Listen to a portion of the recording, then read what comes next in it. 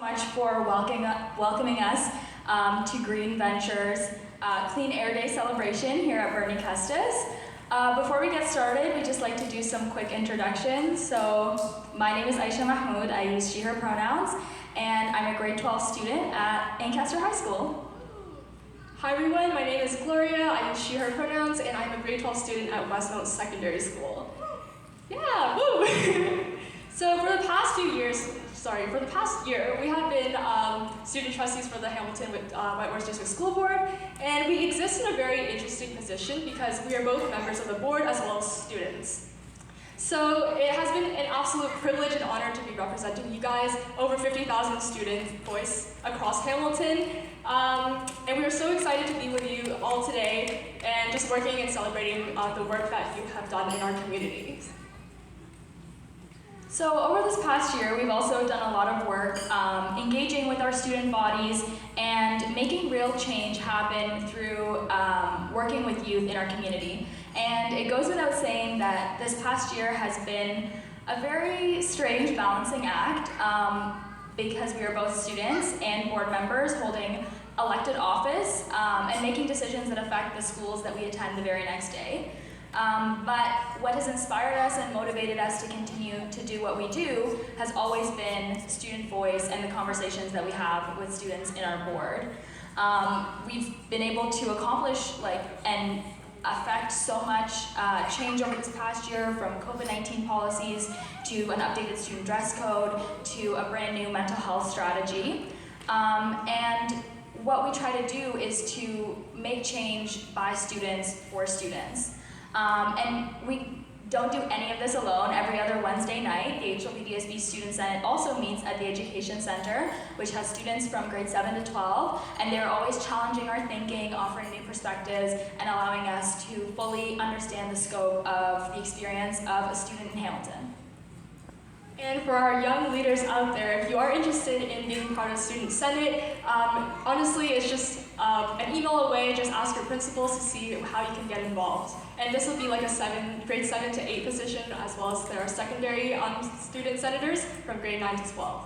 But let me share with you a little bit of a story. So during the pandemic, I was a grade 10 student who felt really lost and hopeless. I saw just how many youth, elders, and just people alike struggling during the pandemic, and I just didn't know where to start. So I went online naturally, and I complained about how my life was gonna be ruined, my high school experience is gonna be ruined, I didn't know what to do. And I just genuinely believed that I wasn't gonna make it out of high school. And helpless would be the word that I would describe myself. But it wasn't as if I had any plans to do anything. And it wasn't only until I discovered this nonprofit volunteer organization. It was for youth, by youth, and I just didn't realize the scope of impact we had together. So now this organization aimed to tackle, pandemic recoveries, but we were able to fundraise for PPEs and all the peer tutors and all that stuff. But the point is, during this time, it was students coming together and working together to make an impact. And it's because youth rose up to that action, something was able to be done. So, like was mentioned earlier, I'm sure you've all seen the air quality advisory today, and it's a little bit ironic that we're celebrating Clean Air Day, but I think something that we've learned over this past year, and a message that we wanted to pass along to everyone, and especially the youth here, is that don't take these circumstances as a setback in your journey to take action. Rather, take them as a bit of a reminder of why this work and this continued passion and advocacy is actually really important and also very necessary, especially now. In my own experience, it was my own personal struggle with my mental health when I was in middle school that inspired me to start a Hamilton-wide conversation about mental health with HWDSB students, where we developed a survey where the questions were written and developed by students for other students, and we were able to hear from over 4,000 students across the board. we kind of had an idea of what the responses would look like, but there was a very drastic difference between what school board officials and the people who are making decisions were telling us. We were told, oh, HWDSB has an abundance of mental health supports for students. And on the other hand, we had grade 7 to 12 students telling a story that looked very different.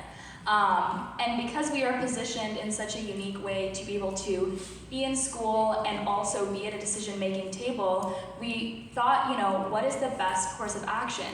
And this work is ongoing. It's not going to end with either Gloria or me, but it's going to continue no matter who's in this role.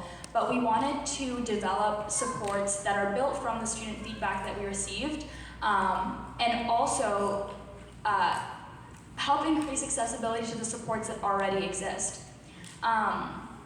I think that when youth, and we've had this experience, when youth have the opportunity to sit down at decision-making tables, the progress and the change that we can make is almost limitless. We're only limited by our imaginations. But the problem is that these opportunities don't come with hard work, perseverance, and quite frankly, a lot of grit and determination. It goes without saying as well that we are at a bit of a crossroads in terms of the climate crisis right now, and the worsening quality of the air that we breathe is just one symptom of that. And the fact that our elected officials, our decision makers, have the ability to affect even the air that we breathe just goes to show how important this type of advocacy is and why these conversations, starting at a young age, are so, so vital. Although, the youth in this room are the leaders of tomorrow, we do have to act right now. And yeah, while we do need the adults to kind of listen to us, they kind of need us more than we need them. But today, let's zoom back a little bit and just look at the people around you in this room. We've seen firsthand how big impact starts with conversations like this, and as well as the combination of education and awareness. This is just obviously the start. One voice that speaks loudly and boldly is all that it takes to start an inspiration and like a revolution. So.